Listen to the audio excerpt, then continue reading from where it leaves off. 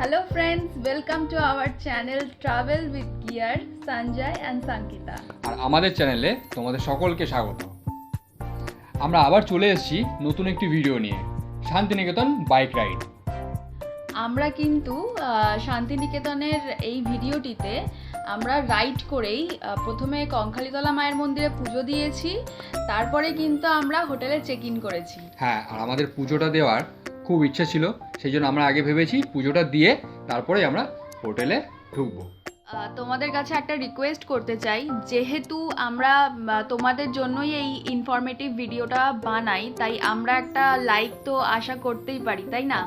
একটা লাইক করে আমাদেরকে সাপোর্ট করো, বন্ধুদের সঙ্গে শেয়ার করো, আর চ্যানেলটিকে অবশ্যই সাবস্ক্রাইব করো।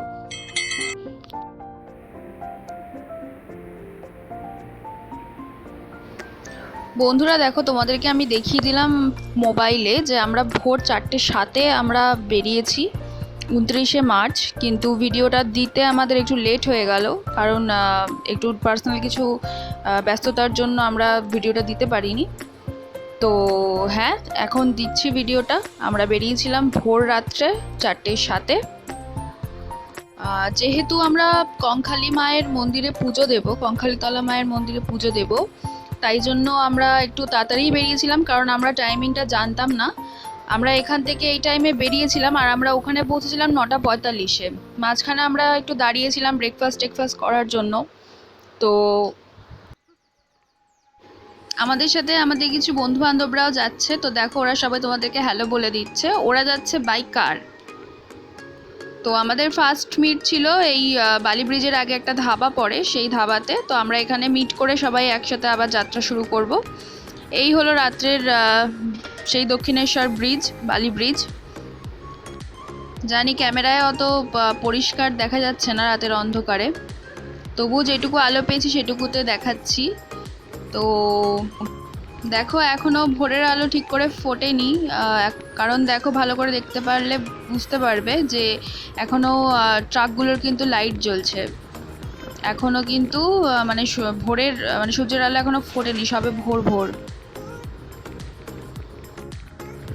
বন্ধুরা, একটা কথা তোমাদের সঙ্গে শেয়ার করে রাখি যে আমরা কিন্তু এই ভিডিওটিতে কঙ্কালীতলা মন্দিরে মায়ের পুজো থেকে শুরু করে কোথায় গিয়ে উঠেছিলাম সেই সমস্ত ডিটেলস, সেখানকার খাবার দাবার, সেখানকার মেনু কার্ড আমি সবটাই শেয়ার করেছি। তাই ভিডিওটা স্কিপ না করে ভিডিওটা কিন্তু কন্টিনিউ করো, তাহলে বুঝতে পারবে।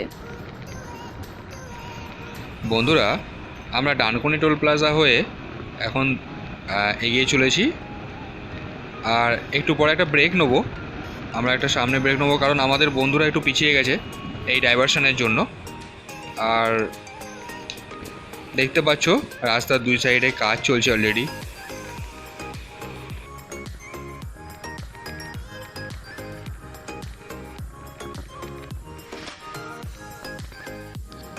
গুড মর্নিং বন্ধুরা, দেখতে পাচ্ছ আমরা অলরেডি চলে এসেছি একটা ছোট্ট ব্রেকে।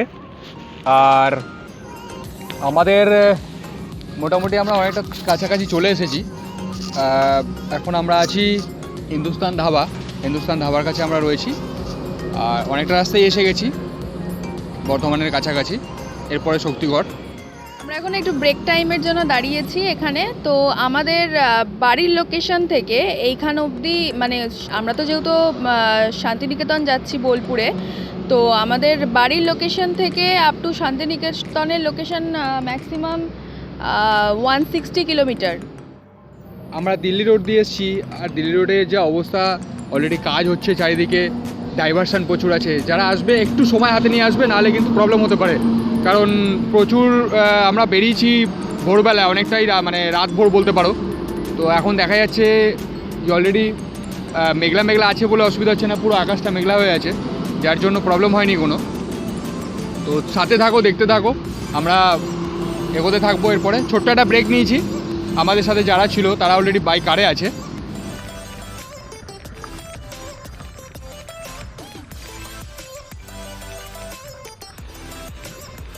বন্ধুরা, আমরা আমাদের ছোট্ট ব্রেকটাকে কমপ্লিট করে আবার আমাদের জার্নিটা স্টার্ট করলাম। এবারে শক্তিগড় পেরিয়ে আমরা এখন এগিয়ে যাচ্ছি বর্ধমানের দিকে। আমরা বর্ধমান সিটিকে ক্রস করে রেনেসা মোড় থেকে ডান দিক নেব। সেখানে 108 মন্দির আছে, মানে শিবের মন্দির।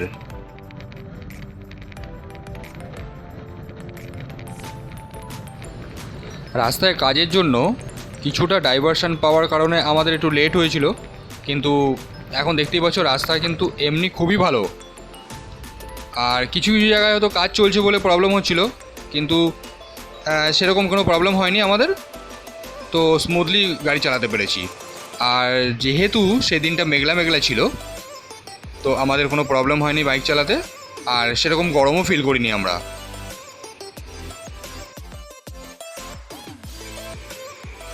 আর রাস্তাটা তোমরা ভালো করে দেখো, মানে আমরা বাইক চালিয়ে এত আরাম পেয়েছি এই রাস্তাটায়, বাট টানা এই রাস্তাটা খুব সুন্দর ছিল, কোনো প্রবলেম নেই, একদম স্মুথ বাইক চালিয়েছি আমরা।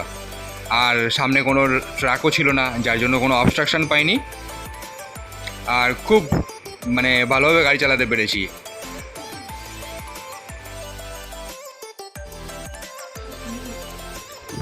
রাস্তাটা খালি দেখো বন্ধুরা, কি দারুণ না, স্মুথ।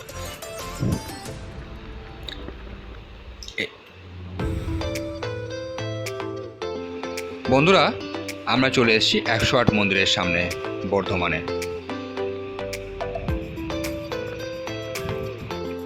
আমরা যেহেতু একটু সকাল সকাল চলে এসেছিলাম এখানে, সেই জন্য মন্দির তখনও খোলেনি, তো পরিষ্কারের কাজ চলছিল।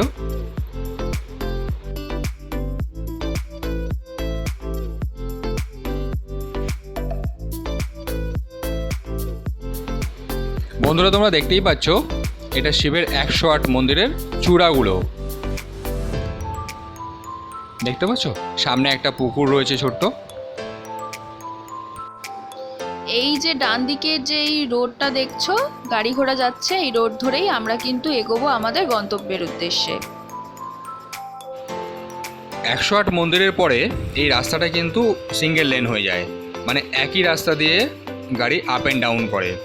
সেই জন্য এই রাস্তাটা কিন্তু একটু বুঝে চালাতে হবে। আর লোকাল টোটো, রিক্সা, সাইকেল বা ভ্যান, মোটর ভ্যান এগুলো যাতায়াত করে, কিন্তু তোমরা যখন এই রাস্তা দিয়ে আসবে একটু সাবধানে গাড়ি চালিও।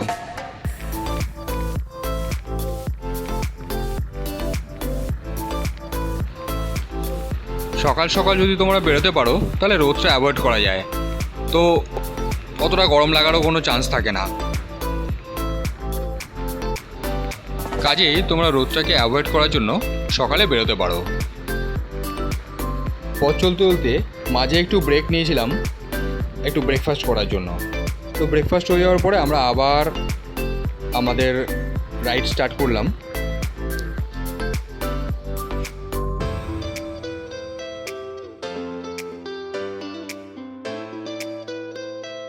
শান্তিনিকেতনে যারা আগে এসছো তারা তো জানোই দুপাশের ভিউজ কেমন, কিন্তু যারা আগে আসোনি, যাদের প্রথমবার, তারা আসলে বুঝতে পারবে দুপাশের সুন্দর সবুজ প্রাকৃতিক দৃশ্য। যেহেতু আমরা অনেক ভোরবেলা বেরিয়েছিলাম, কাজেই দূরে দেখো হালকা কুয়াশা মাখা আকাশ দেখতে পাবে।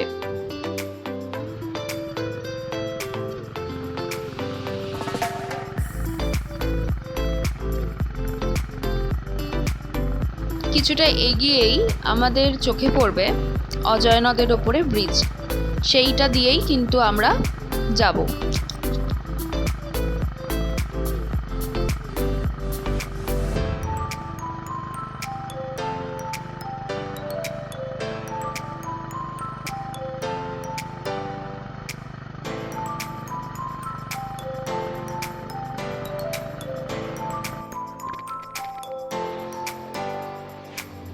বন্ধুরা, তো আমরা চলে এসেছি সেই ব্রিজের উপরে যেখান থেকে অজয় নদীটা দেখা যায়। এটাকে অনেকে অজয় নদের ভিউ পয়েন্টও বলে, কিন্তু এই ব্রিজটার নামটা কি সেটা ঠিক আমরা জানি না। তো তোমরা যদি কেউ জেনে থাকো তাহলে আমাদেরকে একটু কমেন্ট করে জানিয়ে দাও, তাহলে আমরা জেনে যাব। এই নদীর উপর থেকে কিন্তু এর ভিউটা সত্যি খুব সুন্দর। কিছুক্ষণ ব্রিজের উপরে সময় কাটানোর পর আমরা আবার এগিয়ে চললাম আমাদের গন্তব্যস্থানের দিকে। ভেদিয়া ক্রস করার পর আমরা কিছুটা দূরে এসে দেখলাম একটা বোর্ড, সেখানে বোলপুর দেখাচ্ছে 4 কিলোমিটার। এইভাবে পথ চলতে চলতে আমরা অনেকটাই এগিয়ে এসেছি, আর কিছুক্ষণের মধ্যেই আমরা বোলপুর পৌঁছে যাব। তারপরে ওখান থেকে আমরা কঙ্কালীতলার উদ্দেশ্যে রওনা দেব।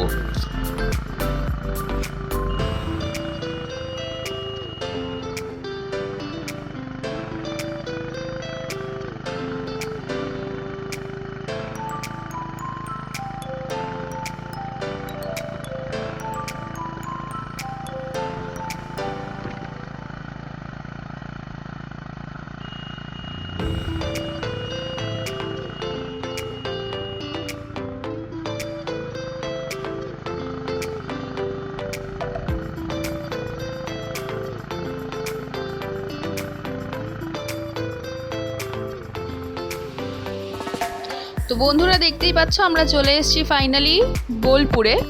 তো আমরা কিন্তু এখান থেকে ডাইরেক্ট ঢুকিনি, আমরা একটু পিছনের দিকে ব্যাক করে এসে তারপর কিন্তু আমাদের যেখানে আমাদের যাওয়ার কথা ছিল কঙ্কালীতলা মায়ের মন্দিরে, সেই রাস্তাটা ধরে খোয়াই নদীর পার ধরে আমরা কিন্তু কঙ্কালীতলা মায়ের মন্দিরের দিকে চলেছি।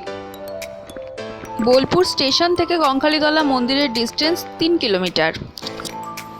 এই যে ডান দিকে যে একটু জলাশয় টাইপের দেখছো, এটাই হচ্ছে খোয়াই নদী।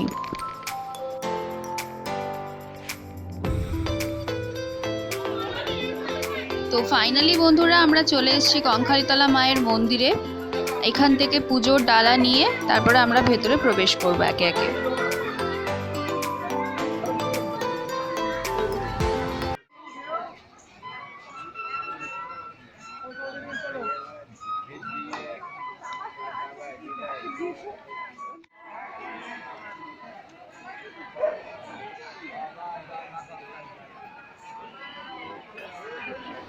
আপনারা এখানে আসলে বুঝতে পারবেন যে এখানে একটা অদ্ভুত শান্তি বিরাজ করছে। মন্দিরটির সম্পর্কে অল্প একটু বলে রাখি, এটি হলো 51 সতীপীঠের শেষ পীঠ। কথিত আছে যে কাক অর্থাৎ মায়ের কোমরের অংশ এখানে পড়েছিল, সেই থেকে কঙ্কালীতলা নাম। এখানে কিন্তু কোনো মূর্তি পুজো হয় না, ফটোতেই পুজো হয়। আর এই কুণ্ডের নিচেই মা শিলারূপে বিরাজমান। মায়ের মন্দিরে পুজো দিয়ে আমরা চেক ইন করলাম হোটেলে। যদি কেউ লোকালয় থেকে একটু দূরে গ্রাম্য পরিবেশে একটু একাকিত্বে সময় কাটাতে চাও, তাহলে কিন্তু এখানে আসতেই পারো।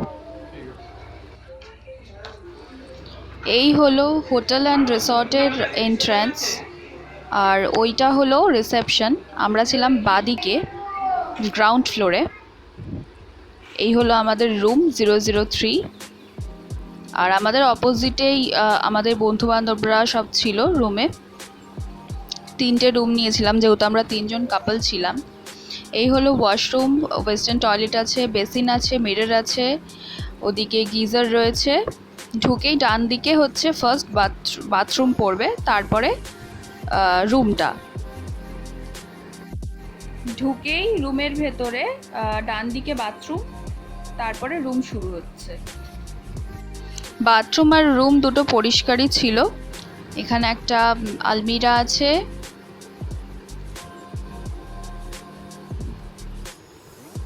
টিভি রয়েছে যেটার আমরা কানেকশন তো পাইনি, আর এই হচ্ছে টেবিল, দুটো চেয়ারগুলো বেশ ভালো লাগছিল আমার। আর এ হচ্ছে বেড, ফ্যামিলি শোয়ার মতন। ওখানে একটা ড্রয়ার রয়েছে, এসি। আর ওই যে ডোরটা দেখছো, ওই দরজাটা দিয়ে বেরোলে বারান্দা। যদিও বারান্দা দিয়ে দেখবার সেরকম কিছুই নেই। ওইটা হচ্ছে পাশের রুমের বারান্দা, আর এটা হচ্ছে বাদিকের রুমের বারান্দা পাশের রুমে। ওটা ডান দিকের বারান্দা, এটা বাঁ দিকের বারান্দা। এটা যদিও আন্ডার কনস্ট্রাকশন, তাই আরও মানে ওনাদের আরও বিল্ডিংস হচ্ছে। এই হলো ওদের মেনু কার্ড। এখানে ওদের ফোন নাম্বার, ওইদিকে উপরে ডান দিকে ইমেল আইডি সমস্তই দেওয়া রয়েছে। আপনারা চাইলে এখান থেকেও স্ক্রিনশট নিয়ে নাম্বারে ফোন করে আসতে পারেন, আর এইভাবে বুক করে আসতে পারেন।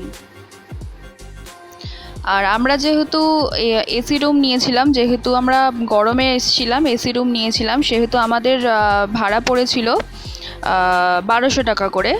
এটাতে কিন্তু কোনো খাবার ইনক্লুড ছিল না, খাবারের জন্য কিন্তু আলাদা পে করতে হয়েছে। তোমরা যারা এখানে আসবে তারা কিন্তু জেনে নিয়ে ভালোভাবে আসবে, কারণ এখানে কিন্তু সিজন ওয়াইজ ভাড়া আপ ডাউন করতে পারে। আমরা সবাই এক থালি নিয়েছিলাম, এক থালি প্রেফার করেছিলাম, তো আমাদের 170 টাকা করে পড়েছিল পার থালি। খাবারের টেস্ট আমার মোটামুটি লেগেছে, অ্যাভারেজ। তো তারপরে আমরা লাঞ্চ সেরে বেরিয়ে আসলাম একটু রিসর্টের আশপাশটা দেখবো বলে। রিসর্টের আশপাশটা বেশ সুন্দর, তোমাদের আসলে ভালোই লাগবে। এদিকটা পার্কিং জোন, এদিকে আমাদের বাইক ছিল, আর ওদিকটা ওদের 4 হুইলার ছিল। রিসর্টের এরিয়াটা অনেকটাই বড়, বেশ ভালোই। বাদিকের ওই পাশটাতে বাচ্চাদের দোলনা টোলনা রয়েছে, আর এই দিকটাতে সুইমিং পুল রয়েছে। ডান দিকের এই জায়গাগুলো দেখতেই পাচ্ছ আন্ডার কনস্ট্রাকশন, কাজ চলছে ওদের। তো আসলে মোটামুটি ভালোই লাগবে। তো বন্ধুরা, আজকে ভিডিওটা আমরা এখানেই শেষ করছি। আশা করছি তোমাদের অনেকটাই ভালো লাগবে। ভিডিওটিকে লাইক করে দিও, চ্যানেলটিকে সাবস্ক্রাইব করে দিও। দেখা হচ্ছে নতুন ভিডিওর সঙ্গে।